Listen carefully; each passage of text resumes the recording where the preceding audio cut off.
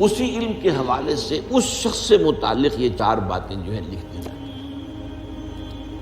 اب اس کو سمجھنا چاہیے، اصل میں جو بات مسئلہ تقدیر کے سمجھنے میں، جو یوں سمجھیے کہ ایک بہت آسان فارمولہ ہے اگر سمجھنا چاہے انسان، اور یہ میں عرض کر چکا ہوں کہ سمجھنا چاہیں گے تو سمجھ جائیں گے، تفصیل میں جائیں گے تو الجھ جائیں گے، اور مناظرہ اور مباحثہ کریں گے تو گمراہ ہو جائیں گے۔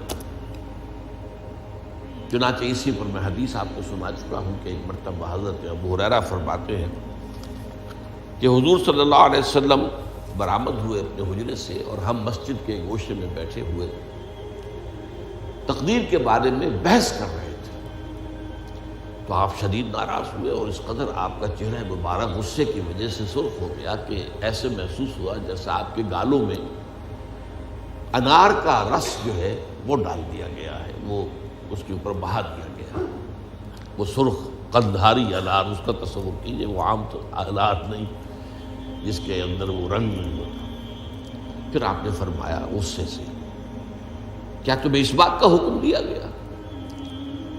کیا مجھے تمہاری طرف اسی کام کے لیے بھیجا گیا کہ اس مسئلے میں تم بحث کرو؟ عزمت علیکم، میں تاکید کر رہا ہوں اس مسئلے میں بحث سے گریز کرو، بحث مت کرو۔ تو یہ مسئلہ اگرچہ اس اعتبار سے بڑا مشکل ہے، اگرچہ سمجھنا چاہیں تو سمجھ سکتے ہیں، لیکن میں ایک اور حدیث بھی آپ کو سنا دوں کہ اس پر ایمان کس قدر لازم ہے۔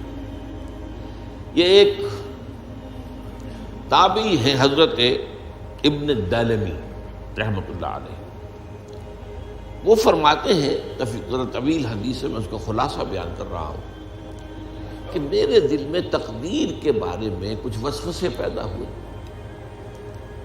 تو میں نے جو بھی کبار صحابہ اس وقت زندہ تھے، بقید حیات تھے، ان سب سے ملاقات کی۔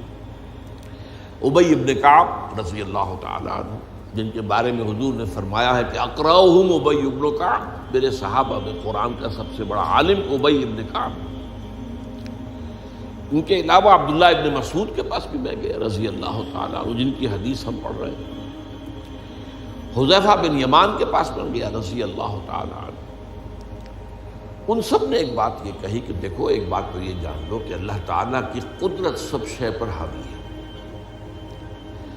اللہ تعالیٰ اگر لو ان اللہ عذب اہل سماواتہ و اہل ارضہ عذبہم وہو غیر ظالم لہم، اللہ اگر تمام آسمان والوں کو اور تمام زمین والوں کو عذاب دے تو اسے عذاب دینے کا حق حاصل ہے، وہ عذاب دے سکتا ہے بغیر اس کے کہ ہم کہیں کہ وہ ظالم ہے۔ تمام زمین والے اور تمام آسمان والوں میں تو نیکوکار بھی آ گئے۔ یہ اصل میں ایک بڑا اہم مسئلہ ہے کہ جو ہمارے اور معتزلہ کے درمیان مختلف فی ہے۔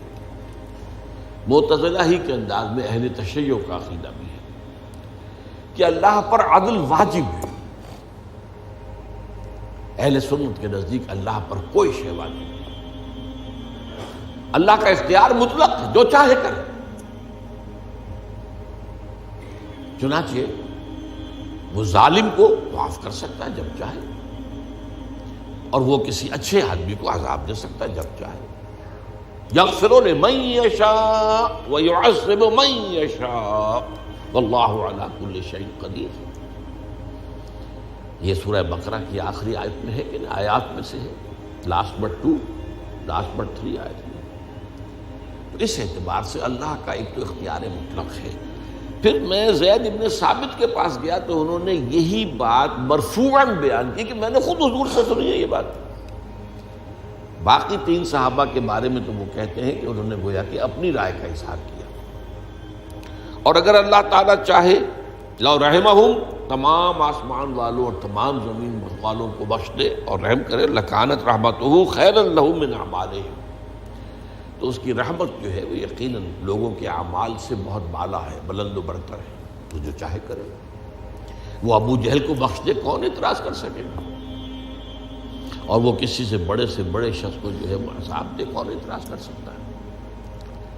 اس اعتبار سے پھر انہوں نے فرمایا وَلَوْ أَنفَقْتَ مِثْلَ أُحَدٍ ذَهَبًا اور دیکھو ابن الدینمی جان لو، اگر تم احد کے پہاڑ کے برابر سونا اللہ کی راہ میں خرچ کرو گے فی سبیل اللہ، ما قبل اللہ منک حتی یؤمن بالقدر، اللہ تعالیٰ اسے تم سے قبول نہیں کرے گا جب تک کہ تم تقدیر پر ایمان نہیں رکھو۔ اور اس کے بعد فرمایا اعلم، جان لو، انما اصابک لم یکن لیخطئک، جو چیز تم پر واقع ہوتی ہے، کوئی تکلیف آتی ہے، کوئی حادثہ پیش آتا ہے، وہ تم سے ٹلنے والا تھا ہی نہیں۔ مطلب یہ کہ تم سوچو کاش میں یوں نہ کرتا، یوں کر دیتا، اگر یہ ہو جاتا، وہ ہو جاتا تو میں بچ جاتا، وہ تو آنے والی بات تھی، وہ اللہ کی کتاب، وہ اللہ تعالیٰ کے علم قدیم کے اندر پہلے سے لکھا ہوا تھا، تو موجود ہے، تو وہ تو آنی ہی آنی تھی۔ وَأَنَّمَا أَخْطَأَكَ لَمْ يَكُنْ لِيُصِيبَكَ، اور جو چیز کہ تم سے چھوٹ گئی، جاتی رہی، تمہارے ہاتھ سے نکل گئی، ممکن ہی نہیں تھا کہ وہ تمہیں ملتی، وہ اللہ تعالیٰ کا وہ جو علم قدیم ہے اس کے اندر پہلے سے طے ہے۔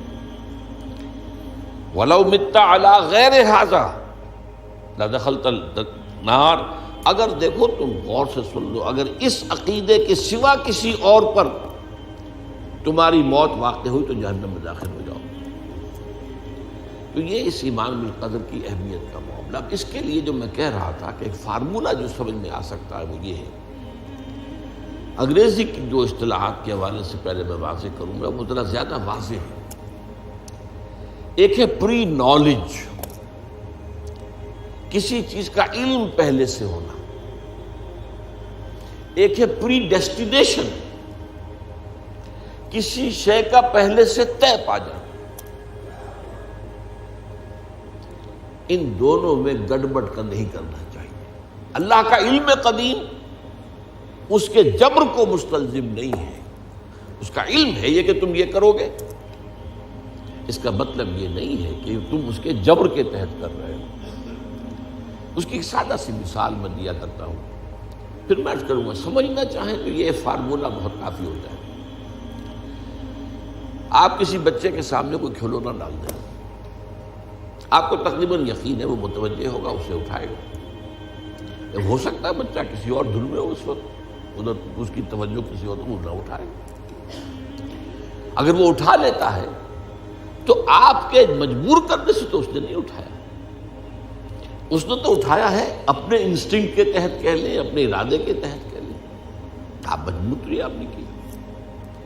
لیکن اللہ تعالیٰ کا جو اندازہ ہوتا ہے، وہ اندازہ قدر کے معنی اندازہ بھی ہے، میں بیان کر چکا ہوں آپ کو۔ اس کا جو علم قدیم ہے وہ غلط ثابت نہیں ہو سکتا، ظاہر بات ہے کہ پھر تو اعلیٰ کل شیء علیم وہ ہے ہی، اس کا علم قدیم جو ہے اس میں کوئی خطا نہیں ہو سکتی۔ یہ ہے در حقیقت پری نالج اور پری ڈیسٹینیشن، دونوں کے اندر فرق کر لیا جائے، یہ جبر نہیں ہے۔ ہاں اللہ تعالیٰ کا علم ہے، اس علم کے مطابق چیز جو ہے وہ لکھتی گئی ہے، وہ تو ہو کر رہے گی، ہوتی تو ہے، لیکن اس کے کرنے میں یہ نہیں ہے کہ آپ پر کوئی جبر ہے، مجبوری ہے۔